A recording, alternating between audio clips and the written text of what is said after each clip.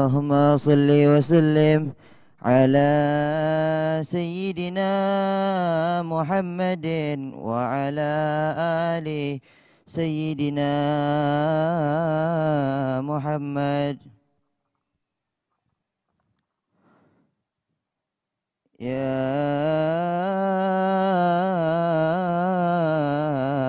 هو يلا بها يلا بها يلا بحسن الخاتمة. يلا بها يلا بها يلا بحسن الخاتمة. يا أهل القلوب السالمة وأهل القلوب العالمة، قوموا بهمة عازمة وبصدق نية جازمة، وبصدق نية جازمة. فهي إليها المنتهى قد قال أرباب النهى. يلا بها يلا بها دعوة عجيبة تامة. يا ربنا يا ربنا ألطف بنا واغفر لنا، واختم بخير عندنا إبان يوم الطامة. إبان يوم الطامة. فالموت آت عن قريب كل له منه نصيب. من كان دان أو نصيب فهو مصيبة عامة. ثم إذا مت أتوك وغسلوك وكفنوك وشيعوك والحدوك وصرت جيفة خامة، وصرت جيفة خامة. يا ربي كل يا معين إذا رشح عظم الجبين، واختم إلهي باليقين من قبل لوم اللائمة. دنيا كما هي للمقر وإنما هي للممار، فافكر وأمعن في النظر ولا تكن كالسائمة، ولا تكن كالسائمة. يا رب ما معنى عمل وكسبنا كله زلل، لكن لنا فيك أمل نحيي العظام راما. قد حان حين الانتقال والعمر ولا في ضلال، لكن أرجو ذا الجلال بجاه والد فاطمة، بجاه والد فاطمة، بجاه والد فاطمة أمنا بحسن الخاتمة. بجاه والد فاطمة أمنا بحسن الخاتمة. بجاه والد فاطمة أمنا بحسن الخاتمة. يلا بها يلا بها يلا بحسن الخاتمة. يلا بحسن الخاتمة. والحمد لله رب العالمين. بسم الله الرحمن الرحيم. الحمد لله والصلاة والسلام على سيدنا رسول الله محمد بن عبد الله وآله وصحبه ومن والاه, amma ba'du. Kemarin kita bahas tentang adalatus sahabah, terus juga beberapa hal yang berkaitan tentang sahabat Rasulullah sallallahu alaihi wasallam. Di antaranya al-mukthirin di dalam periwayatan yang banyak meriwayatkan. Jadi gini, perlu kita ketahui, masing-masing sahabat itu ya yang jumlahnya puluhan ribu, mereka punya mereka adalah pelaku sejarah yang hidup bersama Rasulullah sallallahu alaihi wasallam. Macam kayak ente orang gini, ya, dengan Habib Jindan, dengan saya Habib Ahmad, ya, masing-masing ente orang yang pada mondok di Al-Fakhriyah, ya, ente pelaku sejarah hidupnya ente dengan aneh, dengan Habib Jindan. Kan gitu. Selama ente tinggal di Al-Fakhriyah, katakan itu 4 tahun, 5 tahun, dan seterusnya, banyak hal yang terjadi antara kita. Ente dengar omongan aneh, ente dengar omongan Habib Jindan, ya kan? Ente lihat perilakunya aneh, ente lihat perilaku Habib Jindan, ada kejadian-kejadian tertentu yang yang umum antara anda dengan seluruh santri atau Habib Jindan dengan seluruh santri atau dengan beberapa santri. Ada kejadian-kejadian tertentu antara anda dengan satu orang santri misalnya. Begitu. Ada kenangan-kenangan manis yang ente orang miliki antara ente dengan anda atau dengan Habib Jindan. Ya, ini selama ente orang hidup di Al-Fakhriyah 5 tahun, 4 tahun, 5 tahun, artinya ini kehidupan yang kalau dicatat banyak ya. Ente sekarang nih 1 hari di pondok pesantren, sebelum tidur ente catat tuh buku harian. Hari ini ane begini, hari ini begini. Tadi Habib Ahmad ngomong begini, tadi Habib Jindan begini. Oh, tadi kejadian ane ngambilin air minum bakal Habib senyum bakal ane dan seterusnya dan seterusnya. Itu kalau dicatat banyak. Ya kan? Tapi intinya kita nggak catat itu, cuman kejadian-kejadian itu terekam. Ya, di benak masing-masing kita. Apalagi kejadian-kejadian yang istimewa. Gitu. Dan ambil kabar. Ya. Bersama Nabi Muhammad semuanya istimewa. Bersama Nabi Muhammad SAW semuanya berkesan. Makanya segala apa yang dialami oleh para sahabat di dalam kehidupan mereka dengan Rasulullah itu kerekam, nggak mereka lupakan, sebab semuanya berkesan. Apalagi mereka menyadari setiap kalimat, setiap huruf yang diucapkan oleh Nabi Muhammad itu menentukan syariat. Dan mereka semua menyadari bahwasanya mereka humalus syariah, pemikul syariat setelah Nabi Muhammad untuk generasi selanjutnya. Jadi direkam semuanya. Di dalam apa yang terjadi dalam kehidupan mereka dengan Rasulullah itu direkam. Mereka rekam. Ya. Di dalam ingatan mereka. Ya. Katakan nih. Satu waktu Habib Ahmad, Habib Jindan meninggal. Berlalu puluhan tahun setelah itu. Orang generasi setelah saya, setelah ente orang bakal nanya, ente dulu belajar di Fakhriyah? Iya, coba dong ceritain tentang pengalaman ente dulu waktu belajar sama Habib Jindan, sama Habib Ahmad. Kita nggak ketemu Habib Jindan, nggak ketemu Habib Ahmad, itu pada meninggal. Gitu. Ente bakal ceritain, oh dulu begini, oh pernah kejadian anak sama Habib Jindan begini, sama Habib Ahmad begini, dulu Habib bilang begini, dan seterusnya. Faham? Ya. Nah, terus dari ente orang nih, banyak santri. Ya. Ada beberapa dari ente orang yang menonjol. Ada dari ente orang yang nggak dikenal orang. Iya kan? Biasanya yang menonjol, apalagi yang melanjutkan perjuangan yang sama, itu dituju orang. Ya kan? Sehingga banyak ditanya oleh orang tentang kenangan-kenangannya sama Habib Jindan sama Habib Ahmad. Dia sampaikan. Ada beberapa yang nggak terlalu menonjol, nggak dikenal orang dari ente orang, ya jarang ditanya. Bukan kagak punya kenangan, punya. Terkadang mungkin ente punya kenangan jauh lebih banyak dari yang menonjol. Benar gak? Cuman karena ente nggak dikenal orang, nggak ditanya. Faham? Orang yang menuju ente sedikit.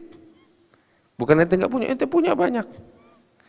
Faham? Cuman ya orang yang menuju ente sedikit. Yang menanya kepada ente tentang kenangan ente sedikit.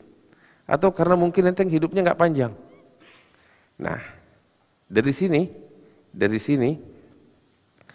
ya ente bisa memahami kenapa Sayyidina Abu Bakar Siddiq punya kenangan paling banyak. Beliau termasuk orang pertama masuk Islam, orang-orang pertama yang masuk Islam dari sejak awal bersama Nabi Muhammad, bahkan dari sebelum Nabi Muhammad dilantik oleh Allah sebagai utusan Allah. Dari Nabi Muhammad lahir 2 tahun setelahnya atau 3 tahun Sayyidina Abu Bakar lahir, itu mereka dari sejak kecil udah berteman. Sampai Nabi Muhammad wafat tuh Sayyidina Abu Bakar. Artinya kan kenangan yang dilalui oleh Sayyidina Abu Bakar paling banyak, jauh lebih banyak dari yang lain-lainnya, iya kan? Tetapi kalau ente cari di kutubul hadis, kok sedikit ya apa yang disampaikan oleh Sayyidina Abu Bakar? Satu, faktornya apa? Faktornya Sayyidina Abu Bakar wafat setelah Nabi Muhammad sekitar 2 tahun lebih, nggak sampai 3 tahun. Hidup di tengah-tengah manusia setelah wafatnya Rasulullah nggak lama. Itu satu. Yang kedua lagi, saat itu beliau ketika keadaan lagi goyang dengan wafatnya Rasulullah, beliau dan para sahabat yang lain punya kesibukan yang sangat penting. Apa itu? Mengembalikan aliran air ke jalurnya. Sebab kan banyak yang murtad, banyak yang keluar, banyak yang setelah wafatnya Rasulullah keadaan itu gejolak. Sibuk dengan itu. Dan orang-orang pun semuanya sibuk mendukung Sayyidina Abu Bakar yang ada di sekitarnya untuk itu. Terus juga generasi itu semuanya adalah orang-orang yang hidup sama Nabi. Yang generasi tabi'in masih sedikit. Sehingga mereka pun yang hidup di masa itu, setahun 2 tahun setelah wafat Rasulullah, mereka nggak punya kepentingan besar ya untuk mendengar tentang Rasulullah melalui perantara. Karena mereka udah tahu Rasulullah tanpa perantara. Faham? Jelas gak? Habibie nggak bakal nanya kepada siapa namanya teh? Hamzah tentang Habib Jindan. Iya kan? Sebab apa? Dia ngalamin Habib Jindan. Faham? Sekalipun ente datang, ente ngalamin generasi itu masih belum perlu. Beda halnya dengan generasi yang setelahnya datang. Baru nanya sama ente, nanya sama yang lain. Di masa Sayyidina Abu Bakar, kenapa Sayyidina Abu Bakar bukan nggak punya kenangan, punya sejarah jauh lebih banyak dari yang lain. Tetapi yang meriwayatkan dari Sayyidina Abu Bakar sedikit. Nggak banyak. Karena faktor-faktor tersebut. Jelas. Demikian halnya Sayyidina Umar, demikian halnya Sayyidina Utsman. Sayyidina Ali bin Abi Thalib 30 tahun setelah wafatnya Rasulullah lebih kurang. Iya kan? 30 tahun setelah wafatnya Rasulullah. Ya, setelah 30 tahun itu, selama 30 tahun lahir generasi-generasi berikutnya. Yang mana mereka nggak jumpa dengan Nabi Muhammad, mereka membutuhkan berita tentang Rasulullah. Dan saat itu yang paling menonjol Ali bin Abi Thalib. Makanya periwayatan dari Ali bin Abi Thalib banyak. Terus ada sahabat-sahabat yang menonjol, yang memang dari sejak awal dia itu tampil untuk bercerita tentang Rasulullah, untuk menyampaikan tentang Rasulullah seperti Abu Hurairah. Sehingga di 7 orang. Apa yang dia sampaikan dicatat, memang muhimmahnya itu. Dia punya kesibukannya yaitu mendokumentasikan atau menyampaikan dari sejak awal. Karena itu Abu Hurairah di 7, padahal dia masuk Islam tahun ke-7, 3 tahun sebelum wafatnya Rasulullah. Sahabat yang lain jauh lebih banyak kenangannya.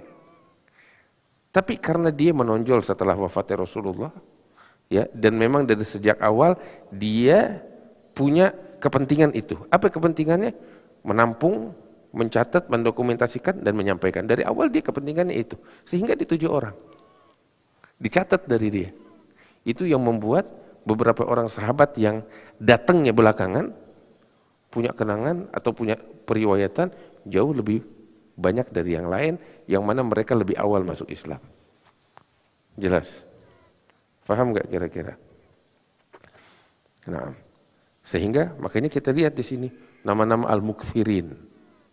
Orang-orang yang banyak meriwayatkan.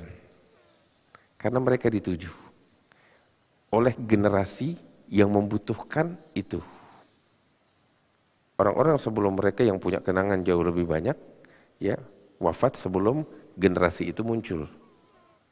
Faham maksud saya? Ini yang saya ingin sampaikan. Makanya semua sahabat punya kenangan dan beberapa dari mereka meriwayatkan. Ada yang banyak, ada yang sedikit. Tapi yang terbanyak itu, ini dia, ada 5-6 orang. Dan beberapa bahkan dipersiapkan oleh Rasulullah untuk itu, untuk kepentingan ini. Beberapa dari yang disebutkan nanti dipersiapkan dari sejak awal oleh Rasulullah untuk kepentingan ini. Menampung dan menyampaikan. Salah satunya adalah Sayyidatuna Aisyah. Beliau memang dipersiapkan oleh Rasulullah untuk itu. Nah sekarang kita sebutkan di sini orang-orang yang banyak meriwayatkan dari Nabi banyak meriwayatkan hadis Rasulullah sallallahu alaihi wasallam. Dikenal dengan al-mukthiruna di riwayat al-hadis minas sahabah. Orang-orang yang banyak meriwayatkan hadis dari Rasulullah. Salah satunya adalah Abu Hurairah, Abdullah bin Umar bin Al-Khattab, Sayyidina Anas bin Malik. Itu Anas bin Malik juga termaksud yang dipersiapkan untuk itu. Sayyidah Aisyah juga begitu. Sayyidina Abdullah bin Abbas termaksud orang yang dipersiapkan untuk itu. Dan memang dari sejak awal dia sendiri ya terjun di bidang itu. Jabir bin Abdullah Al-Ansari, orang-orang yang dekat dengan Rasulullah. Abu Sa'id Al-Khudri yang menonjol. Nah, ini mereka ini ada 7 orang ini, itu dikenal dengan al-mukthirina li riwayat al-hadith minas sahabah, orang-orang yang banyak meriwayatkan hadis dari sahabat Rasulullah sallallahu alaihi wasallam.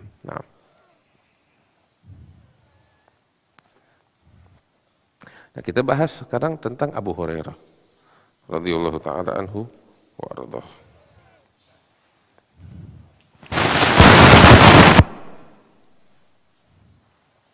Siapa itu Abu Hurairah? Abu Hurairah ini salah seorang sahabat Rasulullah sallallahu alaihi wasallam yang masuk Islam pada tahun ke-7 Hijriah. Nah, beliau aslinya dari Yaman, dari kabilah Daus. Ya. Nama asli beliau adalah Abdus Syams. Nah, ini juga penting. Ini juga penting. Apa itu? Bismillahirrahmanirrahim.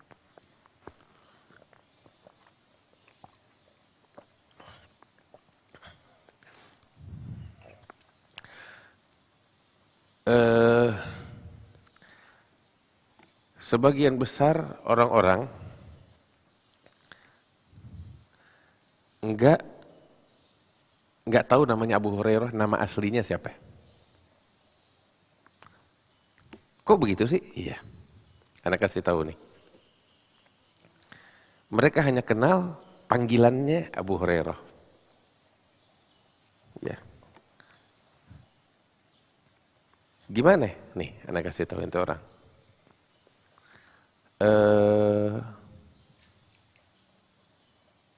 Di pondok di sini nih. Kita semuanya punya panggilan masing-masing. Punya nama dan panggilan di pondoknya di Fakhriyah.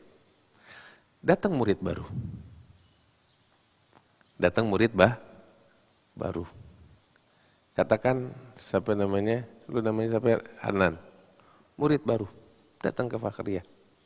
Kira-kira Hanan waktu datang ke Fakhriyah nih, ya, kenal semua orang langsung? Kagak. Ente datengin satu-satu, kenalan, nama lo siapa? Dari mana? Enggak kan? Paling yang dia samperin begitu 1-2 teman sebelah kamarnya atau sebelah ranjangnya, kan gitu. Selebihnya dia dengar dari orang nama panggilan orang-orang yang lain. Ente kenal sama Habibi, ente kenalan. Ente cari tahu biodatanya? Enggak. Tapi ente kenal sama Habibi dari orang-orang teman-teman yang lain nih, manggil dia Habibi. Ente tanya sama dia nasabnya, tahu gak nasabnya dia? Kagak, sebab ente gak pernah nanya. Cukup udah dari sebutan orang, oh Habibi, khalas. Kenal, manggilnya Habibi. Lebih dari itu, apa bahasanya? Gak kepo, gak fudul. Ya kan? Dan memang gak punya kepentingan untuk tahu lebih dalam. Beda halnya para sejarawan yang punya kepentingan untuk itu. Jelas. Tapi mayoritas sudah tahu panggilannya selesai.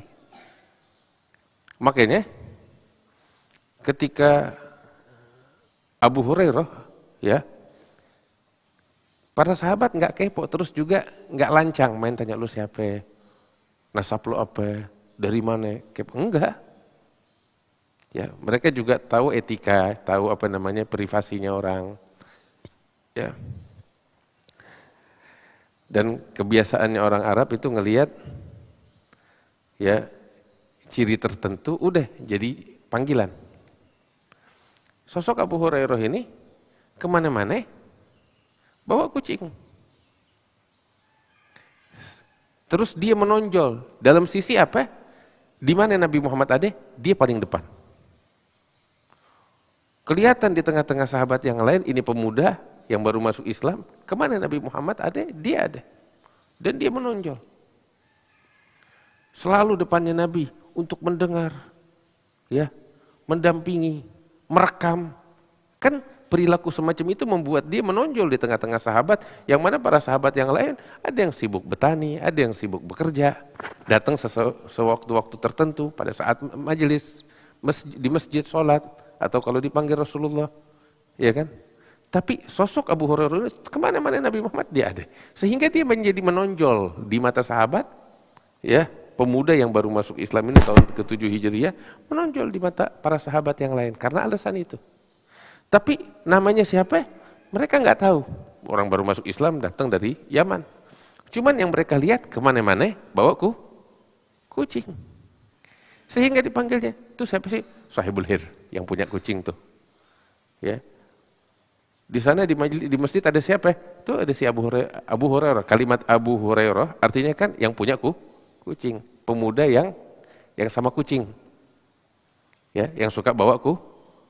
Itu sebutannya. Sehingga dikenal dengan sebutan itu. Nanya namanya, udah nggak penting nama.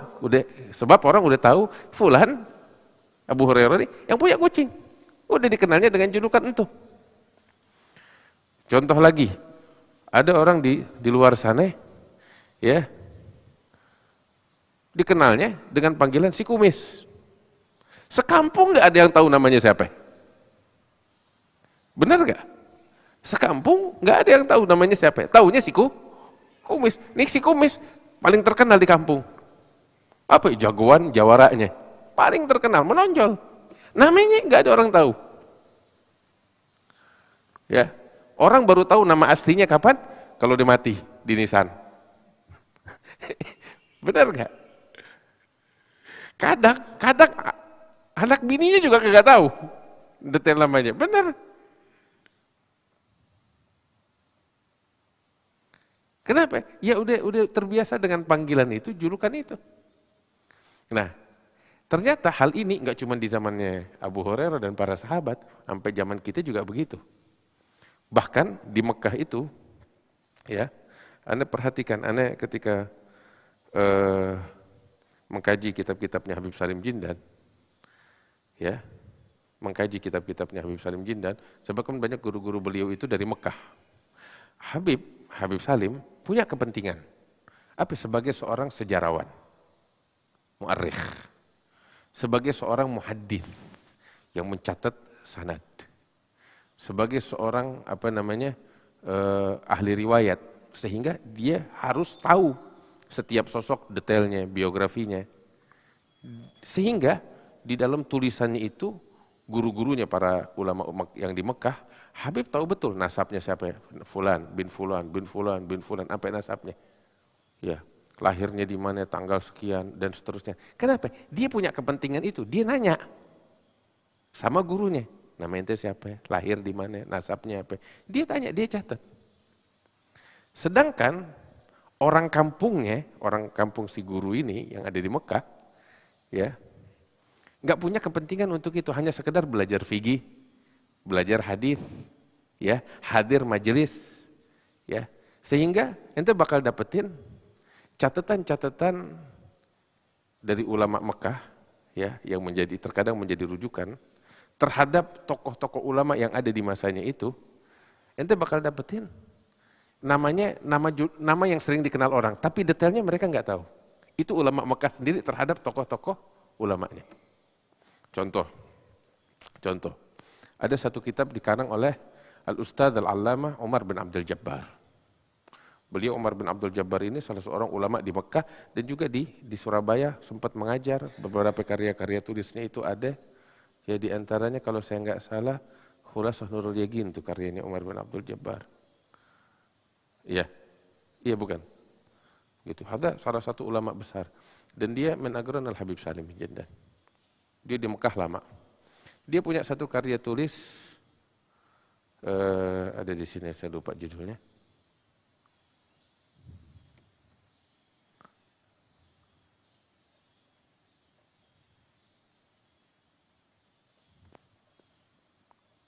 Aywa. Tarajim ulama Qarn Rabi' Asyar. Biografi ulama-ulama abad 14 Hijriyah oleh Umar Abdul Jabbar. Ya. Dia karena tinggal di Mekah sehingga biografi yang ditulis itu ulama-ulama Mekah aja. Gitu, ulama-ulama Mekah. Ente bakal dapetin di sini ya, yang dia sebut. Ini buku biografi loh. Ya. Contoh ya. Salah satu yang yang ditulis biografinya Said Alawi Al-Maliki. Dia tulis di situ namanya Alwi Al-Maliki. Detailnya dia nggak tulis. Kenapa? Sebab memang Said Alwi dikenalnya Said Alwi Al-Maliki. Contoh, ada lagi di masa itu namanya Al-Habib Hasan bin Muhammad Fad'ak. Umar Abdul Jabbar cuma nulis Hasan Fad'ak. Sebab semua orang di Pengkah manggilnya Hasan Fad'ak. Tapi detail nasabnya nggak disebut. Sebab mereka juga nggak punya kepentingan ke situ. Nyambung? Paham nggak? Nanti bakal dapetin seperti itu. Kayak kasusnya Abu Hurairah. Orang udah kenal dengan panggilannya, ya kelas panggilannya. Ya, Bakri Syato. Bakri Syato. Tahu nggak Bakri Syato itu siapa? Pengarang kitab apa? I'anatul Talibin. Ya. Namanya bukan Bakri Syato. Namanya dia bukan Bakri Syato. Cuman dikenal sama orang dengan sebutan Bakri. Nama aslinya Abu Bakar bin Muhammad Syato. Itu nama aslinya. Tapi ente kalau pergi saat itu di zaman itu ke Mekah nanya Abu Bakar bin Muhammad Syato, nggak ada orang kenal. Tapi ente bilang Bakri Syato, oh hadza allamah kabir, guru besar kita. Sehingga Kutubut Tarajim hanya nyebut Bakri Syato. Paham? Nama aslinya orang nggak ada kenal. Macam kayak di sini, ya ada salah satu tokoh dai, pengajar, ya Habib Muhammad bin Alwi Al-Hamid. Ada yang kenal gak di sini? Di Jakarta nih. Habib Muhammad bin Alwi Al-Hamid. Dia asal usulnya dari Ambon.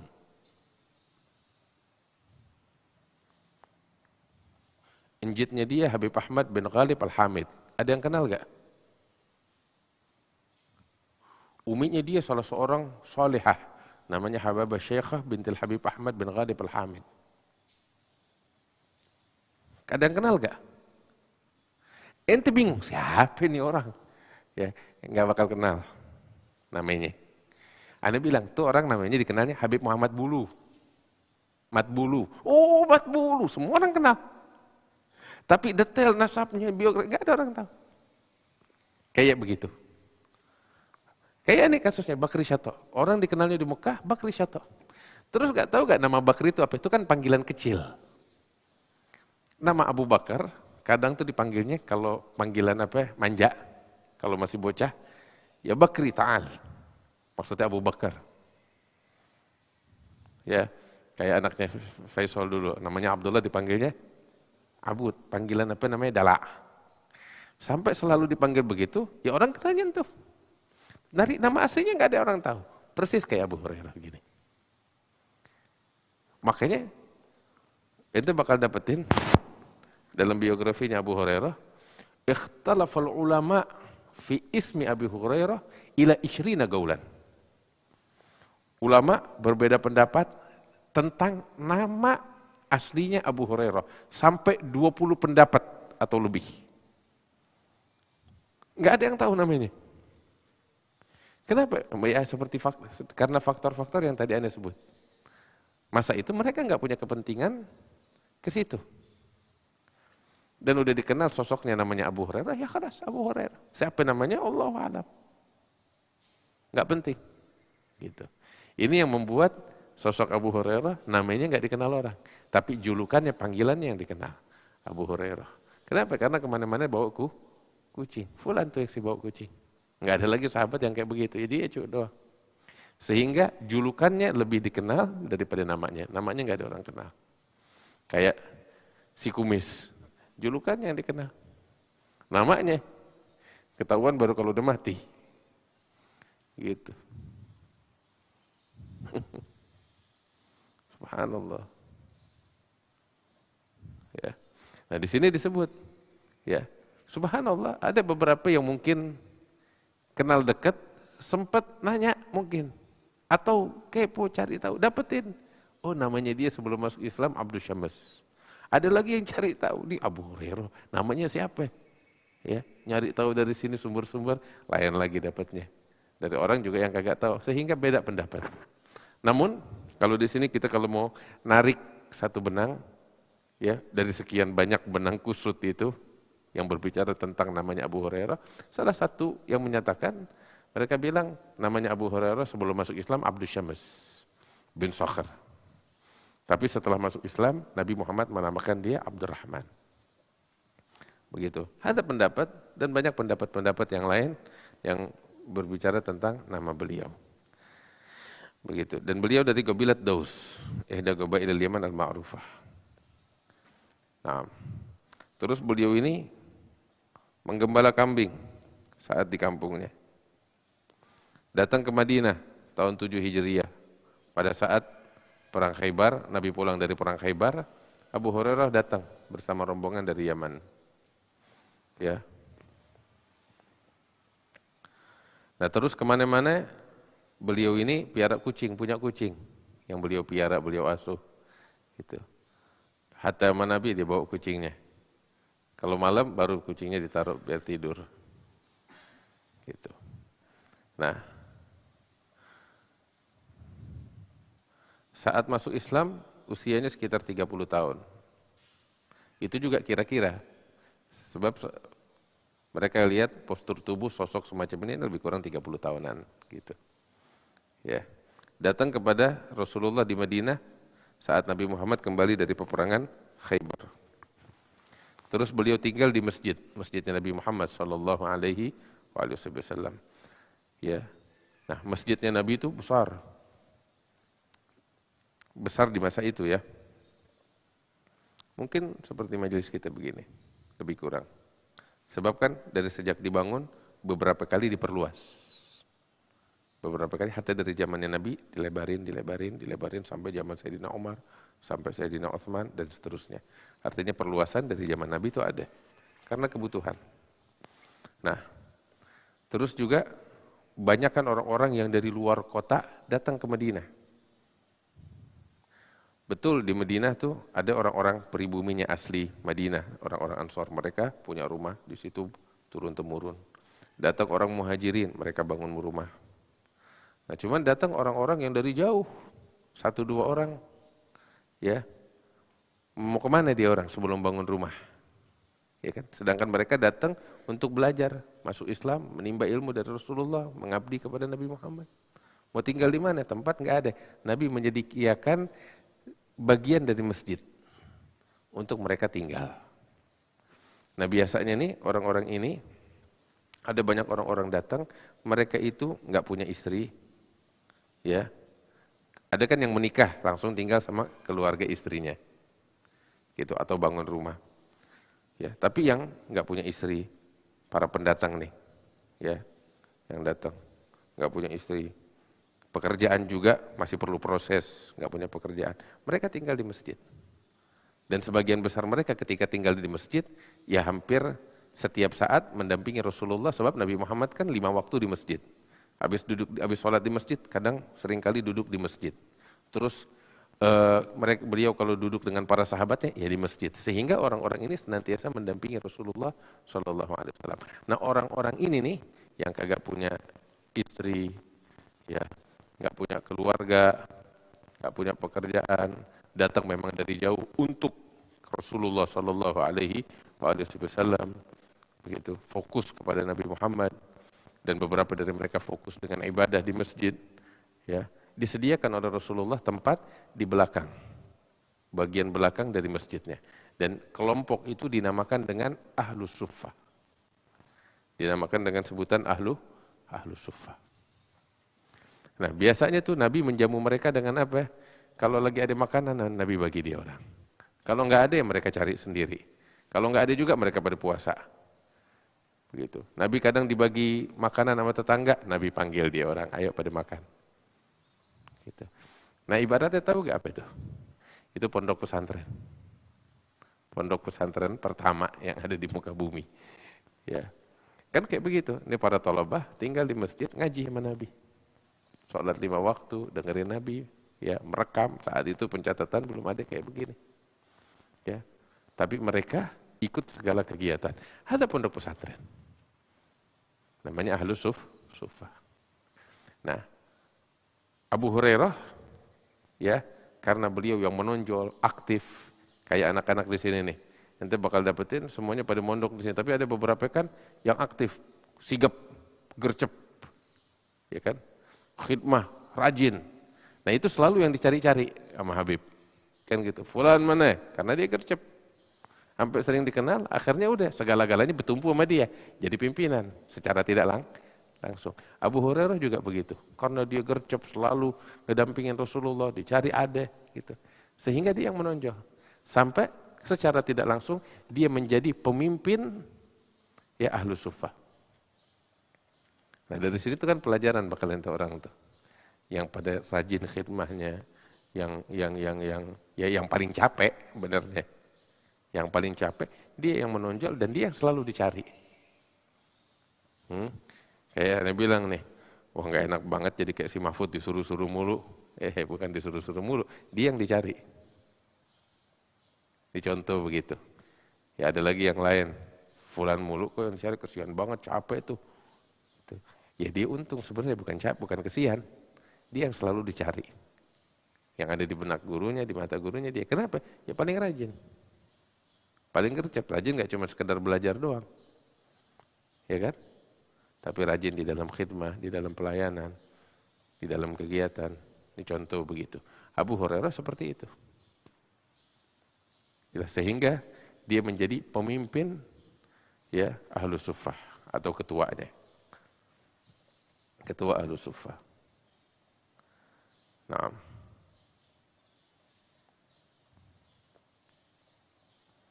Dan mereka para penuntut ilmu tuh Ahlus Suffah, belajar sama Nabi. Abu Hurairah punya kenangan banyak di situ sama Rasulullah dan Ahlus Suffah. Sebab Nabi itu ya kayak Anda bilang, habis sholat duduk sama dia orang, ngobrol sama dia orang. Wah kata. Nah dari situ kejadian-kejadian yang direkam oleh Abu Hurairah terekam antara dia dengan Rasulullah Shallallahu Alaihi Wasallam. Terus juga memang Abu Hurairah ini dari sejak awal demen sama ilmu. Kepentingannya, muhimmahnya adalah menimba ilmu dari Rasulullah. Dia merekam dari awal, dia tujuannya untuk itu, untuk jadi ulama ibaratnya gitu. Untuk menyampaikan ini agama kepada generasi selanjutnya. Makanya dia datang kepada Rasulullah mengeluh, mengadu. Bilang, ya Rasulullah, saya ini ya pelupa. Gampang lupa. Sedangkan saya ini mau nimba ilmu, perlu ingatan yang kuat. Coba doain saya bagaimana. Maka Nabi SAW bilang, mana buka bajumu. Abu Hurairah buka, bentangkan. Maka Nabi seakan-akan meraup sesuatu dengan tangannya. Nggak ada apa-apa yang nampak. Beliau meraup, taruh di atas bajunya Abu Hurairah 3 kali. Terus tutup, taruh di dadamu. Taruh di dadanya. Didoain sama Nabi. Abu Hurairah bilang, sejak saat itu, Anda nggak pernah lupa apapun. Sejak saat itu, Anda nggak pernah lupa apapun.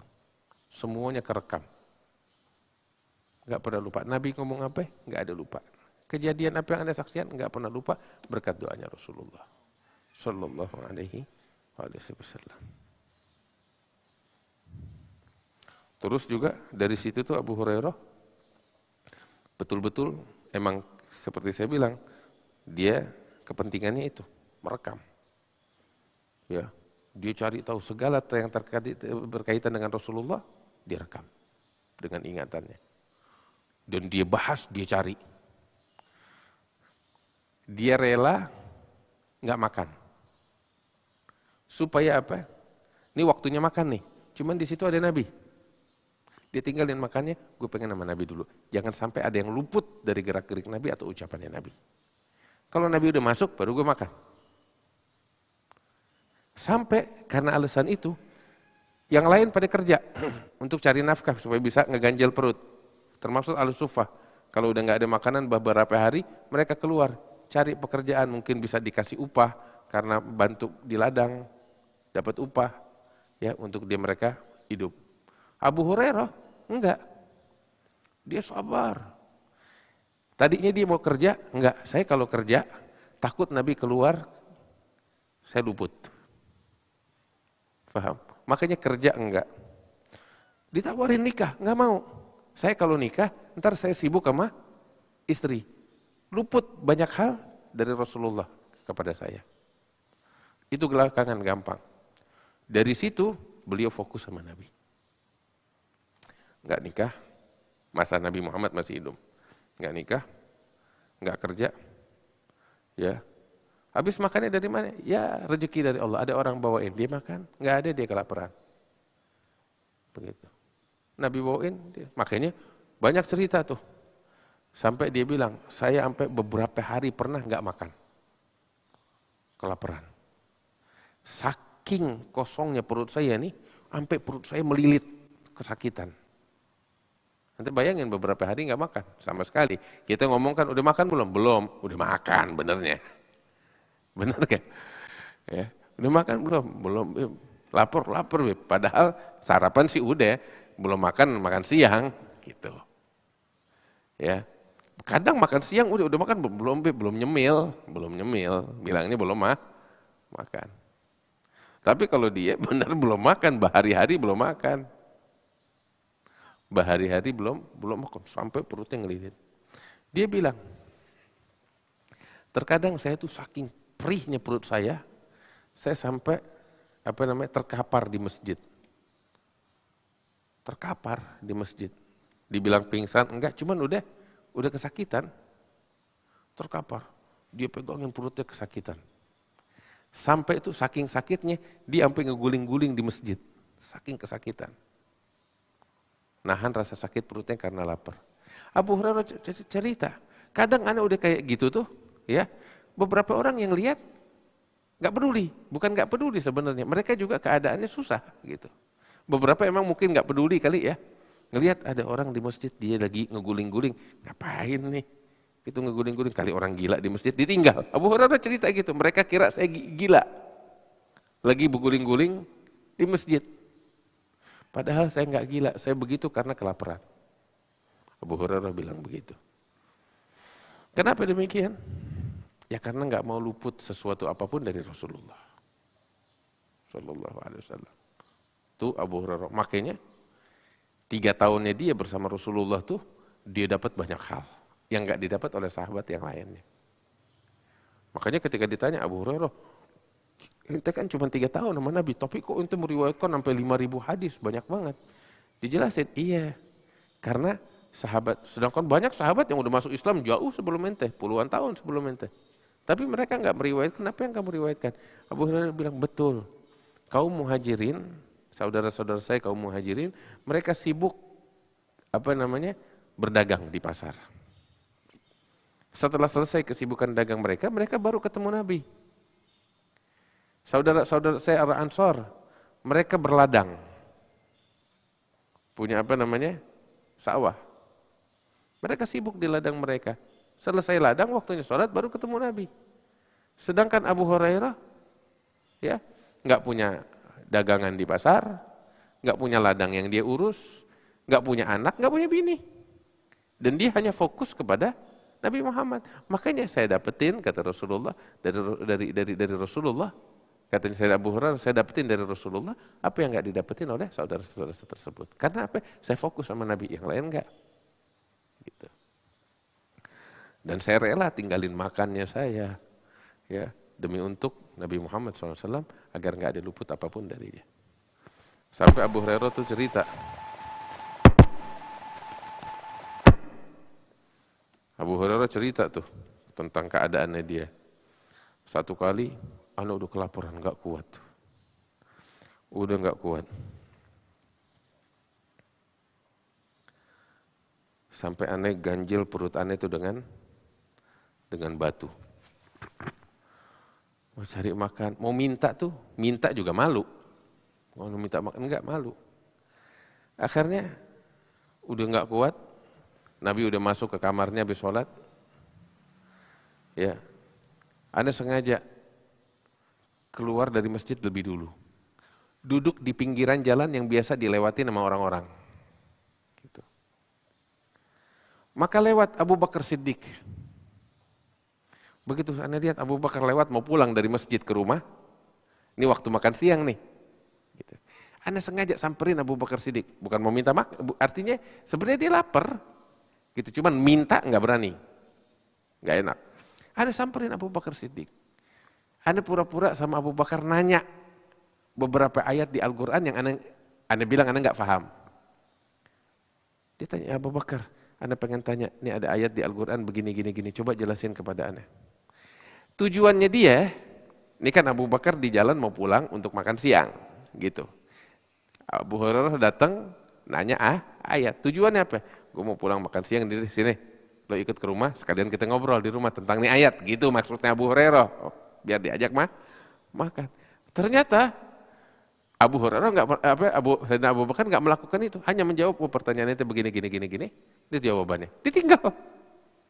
Udah nginyam Abu Hurairah, gue gak diajak makan deh. Akhirnya nggak lama lewat Sayyidina Umar, Umar bin Khattab mau pulang mau makan siang, samperin, nanya lagi Abu Hurairah, ya Umar, ada beberapa ayat dalam Al-Quran Anda nggak paham, coba ente jelasin bakalannya. Tujuannya kata Abu Hurairah, biar Anda diajak ke rumahnya ikut makan, itu doang. Kalau ayatnya Anda juga paham, katanya Abu Hurairah. Ternyata Umar bin Khattab hanya menjawab pertanyaan dan jalan, malah ngajak. Udah dia nginyam. Nggak lama keluar yang ketiga, tahu siapa? Nabi Muhammad SAW. Abu Hurairah mau bikin gitu kepada Nabi Muhammad nggak berani. Ini Abu Bakar oke lah, Umar oke lah. Dia bingung, diam aja udah. Begitu Nabi Muhammad keluar, Nabi Muhammad tahu, nampak di wajahnya Abu Hurairah tuh muka orang lapar. Nabi ngelihat gitu, panggil, Abu Hurairah, lebih ke Rasulullah, sini. Dipanggil sama Nabi. Datang. Ikut sini. Marhaba. Ikut. Akhirnya dibawa sama Nabi ke rumahnya Nabi. Mulai nih, harapan ada dalam hatinya Abu Hurairah. Udah kelaparan melilit. Putus harapan dari Abu Bakar, dari Omar. Tiba-tiba Nabi Muhammad keluar, lihat Abu Hurairah begitu. Maka Abu Hurairah sini, lebih. Ayo ikut. Diajak ke rumahnya Nabi. Begitu masuk ke rumahnya Nabi, Nabi ngelihat dalam rumahnya ada wadah. Wadah isinya susu. Sebesar apa sih wadah? Ya paling segelas begini kecil. Isinya susu. Nabi nanya, ada susu dari mana nih? Nabi juga waktu manggil Abu Hurairah tuh, ya nggak tahu kalau di rumahnya ada makan. Hasil dipanggil aja. Wah subhanallah, di dalam ada segelas susu. Nabi nanya sama keluarga, ini susu dari mana? Maka keluarganya bilang, ya Rasulullah, tetangga kita fulan kirim hadiah nih. Masya Allah. Akhirnya Nabi duduk, lihat tuh ada wadah gelas isinya susu. Susu kan ngenyangin, makanan. Akhirnya Rasul bilang, Abu Hurairah sini. Langsung mukanya berbinar-binar tuh Abu Hurairah. Gue dikasih minum, udah hilang laparnya gue, alhamdulillah. Begitu nyamper, duduk, Rasul bilang, Abu Hurairah, di masjid Ahlu Sufa ada berapa orang? Kaget dia. Gelisah langsung Abu Hurairah. Cuman ditanya sama Nabi, ada berapa orang? Ya ada sekitar 70-80 orang ya Rasulullah. Kesian mereka juga belum pada makan. Panggil suruh kemari. Langsung don Abu Hurairah. Segelas susu kayak begini, Nabi manggil 80 orang. Ya, gua kebagian apa? Dalam hati gitu ya. Cuman Nabi yang nyuruh mau ngomong apa? Udah dipanggil. 70 orang, 80 orang masuk. Semua duduk di tempatnya. Nah ini semuanya nih pada lapar. Persis kayak Abu Hurairah juga, kelaparan. Itu bisa bayangin, orang kelaparan dikasih segelas susu. Ya sekali tenggak habis. Ini 70 orang kayak begitu. Abu Hurairah udah putus harapan ya. Gue cuma dikasih ngiler doang nih kalau kayak gini. Mereka datang gembira, muka 70 orang, 80 orang, muka orang lapar semua. Begitu. Akhirnya udah, begitu udah pada duduk semuanya, Nabi bilang, Abu Hurairah, mana itu wadah tadi? Ambil sini. Ini ya Rasulullah, ayo, ente bawain kepada mereka satu persatu nih, biar pada minum. Udah Abu Hurairah, ketika nyediain itu tuh, dia bilang, ya gue gak dapat apa-apa deh, cuman mau gimana, Rasulullah perintahin. Dia kasih kepada orang pertama, ayo lu minum. Orang pertama ngelihat gitu gembira, diambil diminum, tenggak. Abu Hurairah ngeliatin, jangan lo habisin deh, jangan lo habisin, gue dapat apa ntar. Tapi ini hamba Allah minum sehabis-habisnya deh, kelaparan. Dia minum, Abu Hurairah udah ketar-ketir, gue gak kebagian deh nih ya. Cuman nginyam ngelihat begini. Ini hamba Allah orang pertama minum sebanyak-banyaknya. Nabi bilang minum lagi, minum lagi. Sampai ya Rasulullah alhamdulillah kenyang. Dikenyang, ayo yang udah jalan. Abu Hurairah kasih yang sebelahnya. Yang sebelahnya juga minum. Sampai kenyang, yang udah jalan. Sebelahnya lagi, yang ketiga, yang keempat, yang kelima. Sampai Abu Hurairah lihat, nih segelas nih. Abu Hurairah yang bawain dari orang ke orang gitu. Kayak itu orang nih bawain apa namanya, nuangin kopi. Cuma ini gelasnya cuma satu, ayo bagi-bagi. Gak ada corona. Satu gelas rame-rame. Ya. Mau minum. 80 orang semuanya habis. Abu Hurairah bingung. Wah, gak kurang sama sekali. Ya, ini sekarang ada minum nih segelas gini nih, bismillahirrahmanirrahim. Segini anak gak aus. Udah setengah. Ya. Hanan minum, kurang lagi tinggal sedikit. Palingan sampai 3 orang, yang lain gak kebagian. Ini 80 orang segelas susu, gak kurang katanya Abu Hurairah. Wah, ini perut masih ngelilit Abu Hurairah. Orang udah pada habis. Nabi bilang, ya Abu Hurairah, lebih ke Rasulullah. Tuntas semuanya, tuntas. Semua udah minum, udah. Tinggal siapa yang belum? Ya tinggal saya dan kamu ya Rasulullah. Saya dan engkau. Kalau gitu, sini duduk, minum. Ya Rasulullah kamu dulu, enggak, saya belakangan. Kamu yang minum, katanya Rasul. Maka Abu Hurairah minum. Dia minum. Oh, hilang deh tuh dahaganya, hilang rasa laparnya. Selesai. Udah ya Rasulullah. Enggak, minum lagi. Kan kelaparan dari berapa hari. Minum lagi. Udah ya Rasulullah. Enggak, nambah lagi. Nabi turun. Rasulullah ini udah mulai kembung. Enggak, minum. Minum lagi. Sampai beberapa kali. Nabi tetap bilang, minum. Sampai Abu Hurairah bilang, ya Rasulullah, udah segini. Sampai Abu Hurairah bilang, lah habas lah kan. Saya gak dapetin tempat bakal naruh dia di perut. Kata dia Abu Hurairah. Udah benar, tuntas ya Rasulullah. Udah kenyang, bawa sini. Maka diambil sama Nabi Muhammad, Nabi minum habis. Nabi terakhir minum, baru dihabisin sama Rasulullah Sallallahu Alaihi Wasallam. Masya Allah. Ini kejadian sangat berkesan bagi Abu Hurairah, selalu beliau ceritakan.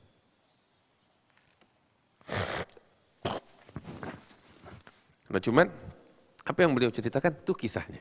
Beliau rela ninggalin makan, minum, kerja demi untuk mendampingi Rasulullah. Maka itu yang beliau riwayatkan dari hadis-hadis Nabi Muhammad sangat banyak sekali. Karena alasannya itu. Jelas. Beliau hafal. Terus beliau menonjol. Dikenal oleh para sahabat nih orang yang senantiasa mendampingi Nabi Muhammad 24 jam ibaratnya. Gitu. Sehingga beliau juga vokal. Tahu artinya vokal? Setelah Nabi Muhammad wafat selalu cerita, gue punya kenangan begini. Dulu Nabi Muhammad begini. Sampai dia menonjol di tengah-tengah sahabat yang lain. Dituju oleh generasi selanjutnya.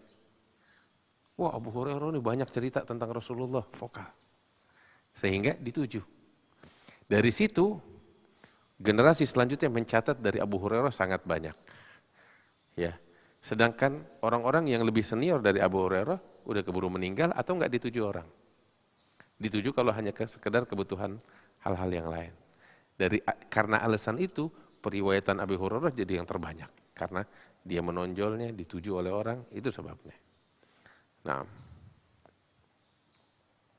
terus juga mereka mengakui ingatannya Abu Hurairah kuat.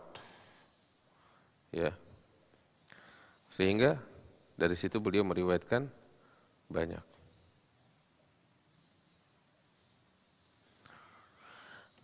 Berapa banyak yang diriwayatkan oleh Abu Hurairah? Itu ulama mencatat. Ya. Ulama mencatat. Orang-orang yang datang kepada Abu Hurairah tuh untuk mendengar dari Abu Hurairah banyak. Yang tercatat dari mereka sekitar 800 orang. Dari generasi tabi'in, ya, ada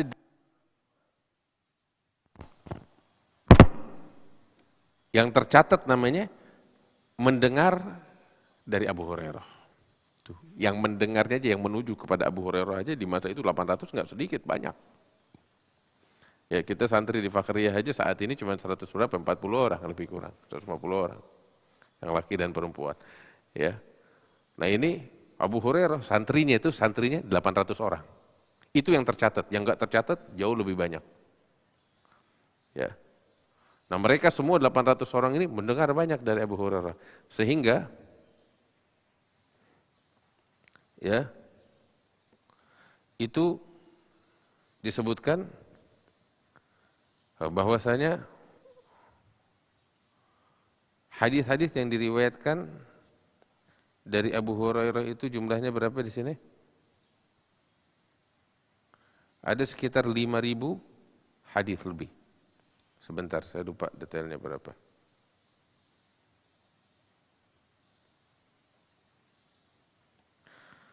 Allah. Berapa? Ada disebut itu?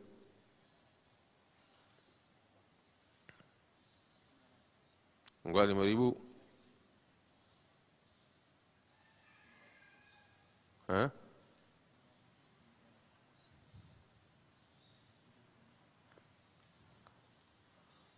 Iya. Allah.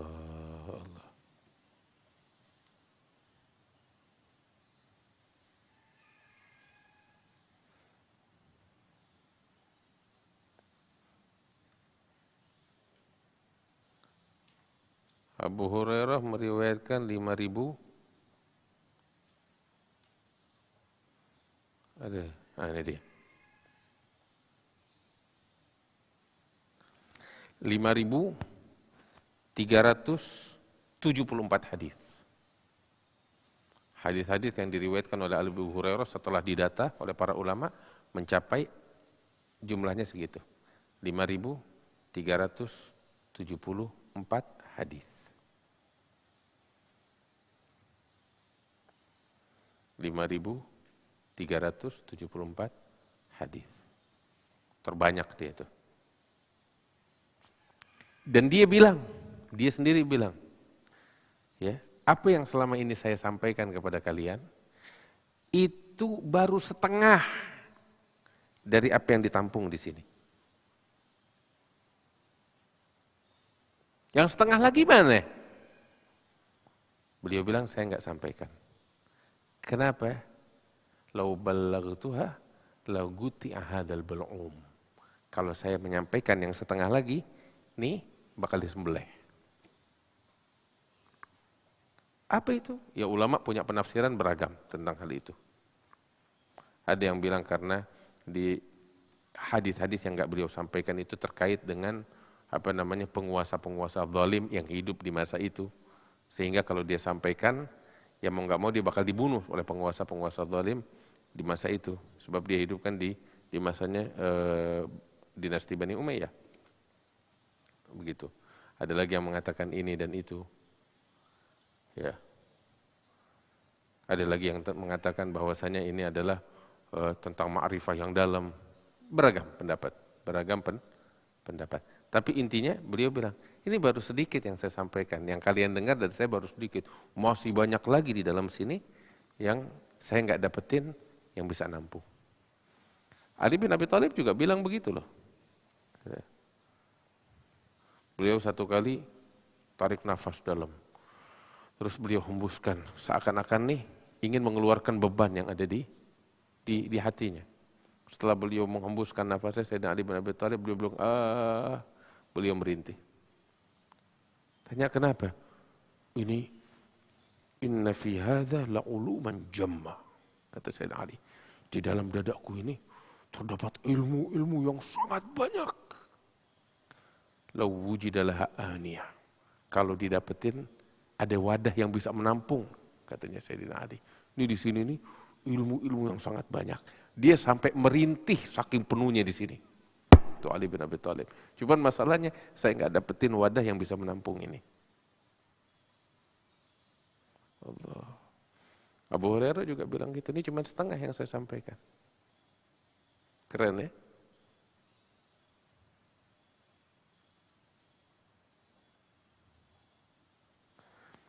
Allah. Hada Abu Hurairah radhiyallahu taala anhu wa arda. Terus juga lain dari itu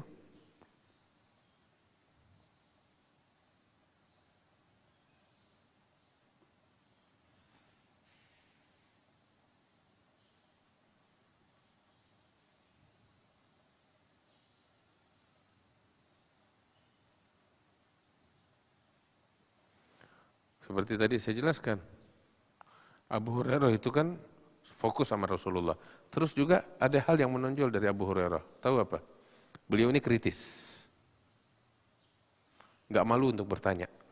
Bisa mengorek tuh dari Rasulullah sampai keluar. Di antaranya tuh, sebagaimana diriwayatkan, ya,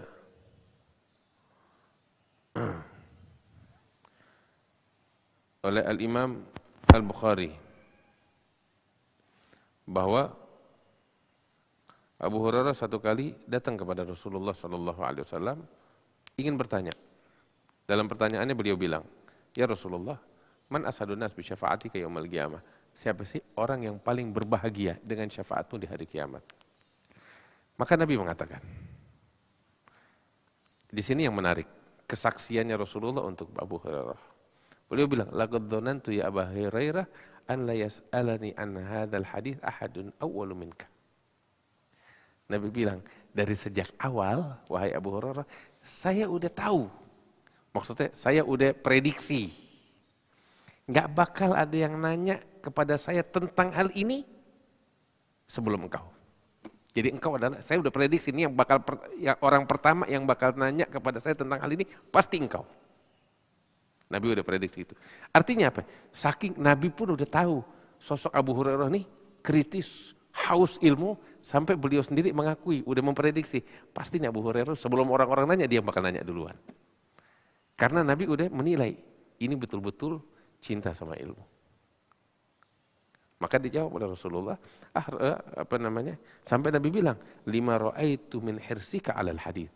Sebab saya melihat kamu ini betul-betul haus dengan hadis, haus dengan ilmu. Maka Nabi menjawab, ashadun nas bi syafaati yaumil qiyamah man qala la ilaha illallah khalisan mukhlishan min qalbi. Naam.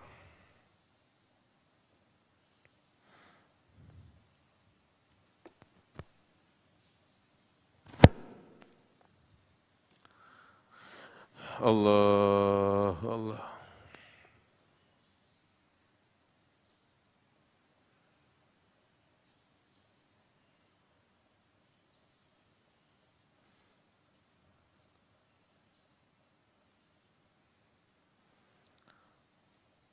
Dan banyak lagi, ya. Terus beliau juga di masjid Nabi itu duduk. Setelah wafatnya Rasulullah, duduk di masjid untuk apa? Menyambut orang-orang yang datang untuk mendengar tentang Rasulullah. Jadi memang muhimmahnya, kepentingannya, kerjaannya itu Abu Hurairah gitu setelah wafatnya Rasulullah. Dia ngajar, menyampaikan apa yang beliau ingat dari hadis-hadis Nabi Muhammad. Sehingga dituju orang. Orang kan kalau datang dari berbagai tempat, generasi selanjutnya ini, generasi tabi'in, ke masjid. Di masjid yang mereka dapetin, Abu Hurairah siap menyampaikan kepada mereka tentang Rasulullah. Itu yang membuat riwayatnya Abu Hurairah begitu banyak. Nah,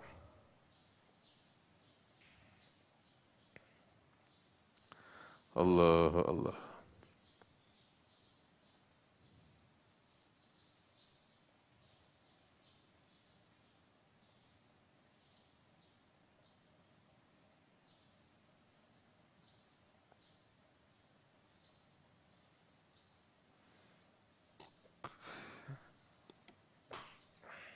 Beliau wafat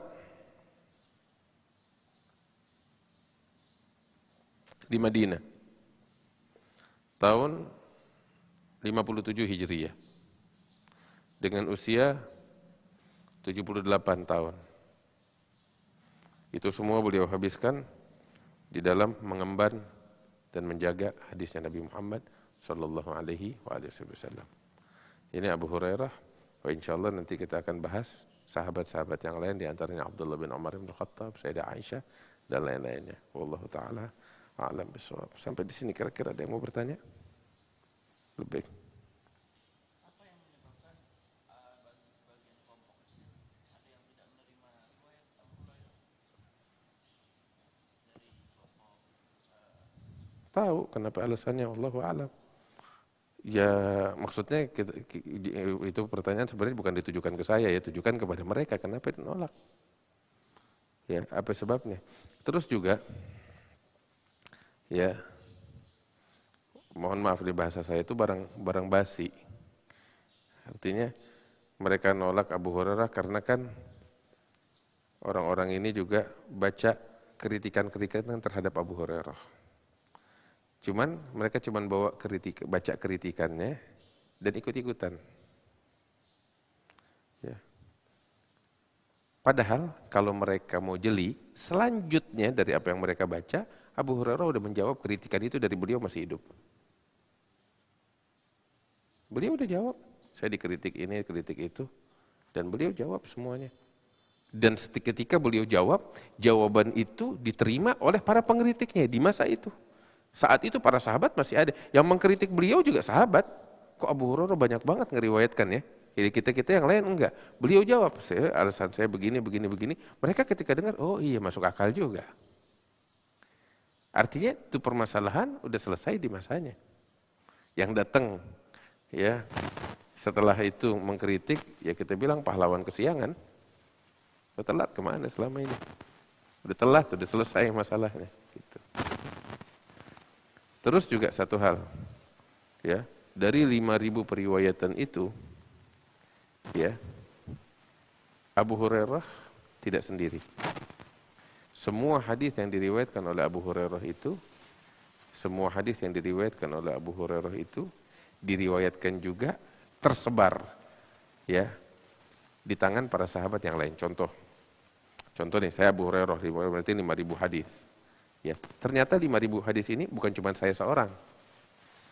Dari 5.000 hadis, Habibi ya meriwayatkan 10 hadis yang persis sama dari apa yang saya punya. Anan meriwayatkan 20 hadis yang persis saya punya.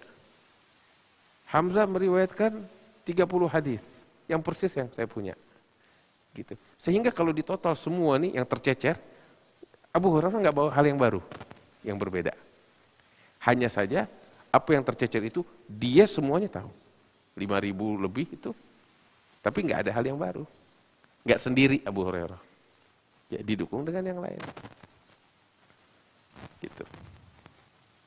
Nah tentang hal ini seperti yang tadi saya bilang itu, ya dibahas panjang lebar oleh Al-Allamah Al-Muhaddits Sayyid Muhammad bin Ja'far Al-Kattani Al-Hasani Al-Fasih. Sebagaimana saya dengar dari guru saya Al-Habib Umar bin Hamid Al-Jailani tentang hal ini. Ada lagi yang mau nanya? Udah baik.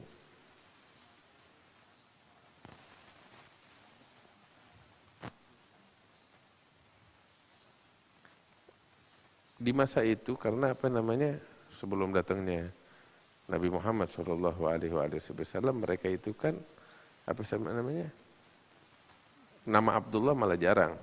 Abdurrahman malah sama sekali nggak ada. Ya, sebab kalimat Rahman itu bagi mereka itu asing. Yang bawa kalimat Rahman itu Nabi Muhammad. Ya. Nah, cuman mereka itu ya ketika melihat sosok yang berjasa, ya mereka nisbahkan diri mereka atau anak mereka kepada sosok yang berjasa itu. Contoh seperti ada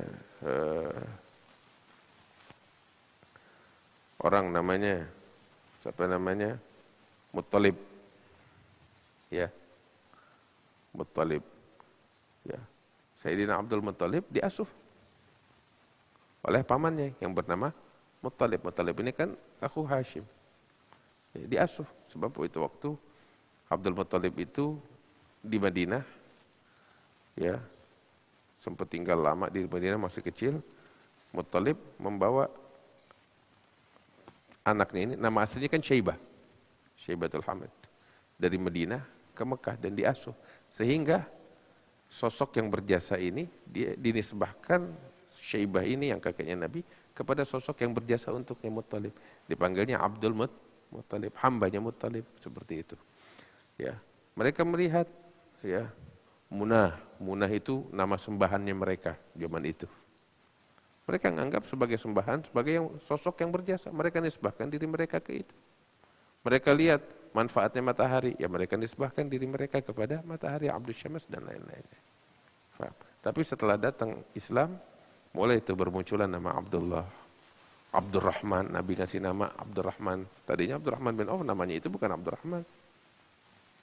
Ya, dan seterusnya. Ada lagi yang mau nanya? Enggak semua orang Arab Majusi. Ada Majusi, tapi enggak. Ya, orang-orang Arab itu mayoritas mereka penyembah berhala. Ya, penyembah berhala. Kalau penyembah matahari atau api itu banyakkan di Persia. Nah, ya mungkin aliran-aliran tersebut segelintir masuk ke tanah dataran Arab dan dianut oleh sebagian kecil, gitu. Tapi mayoritas orang di situ penyembah berhala. Dan pada asalnya mereka adalah orang-orang yang mengikuti milat Nabi Ibrahim. Sebab sosok Nabi Ibrahim di tengah bangsa Arab itu sosok yang paling istimewa. Sehingga bangsa Arab itu mengakui kenabian Nabi Ibrahim dan mengikuti ajarannya Nabi Ibrahim dari sejak awal.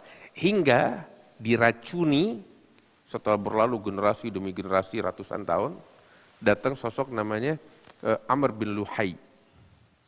Dia yang membawa racun itu.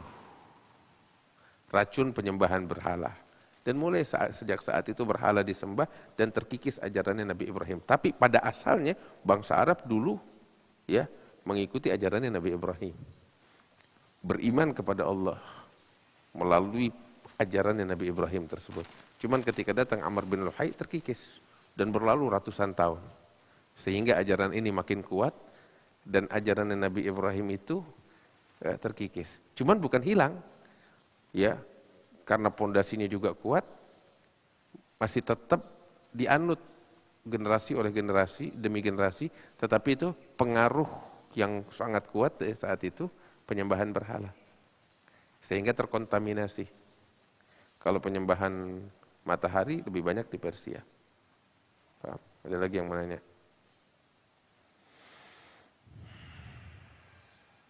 Allahu a'lam bishawab. Al-Fatihah bil qabul. Wa tamami kulli sulh sulai syan dhahiran batinan wa yakfuru dhunub wa yasru uyub wa yakshiful kurub wa yuslihu syan dhahiran batinan wa ila hadratin nabi Muhammadin sallallahu alaihi wa sallam. Al-Fatihah.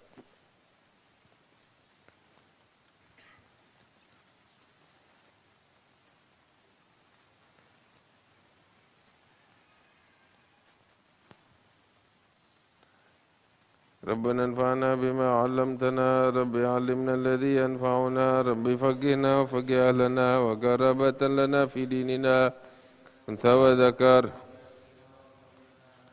قولا وفعلا كرما وارزق الكل حلالا دائما وأخلا أتقيا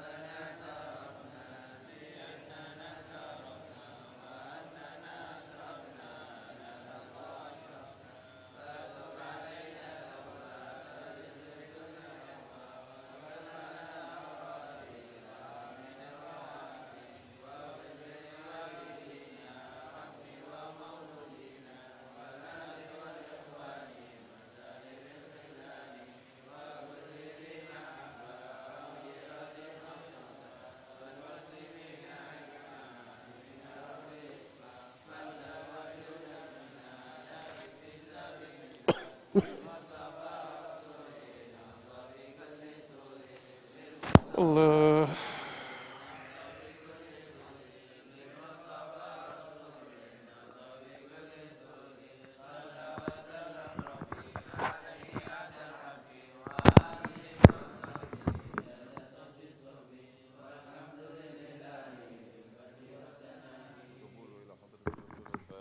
Fatihah.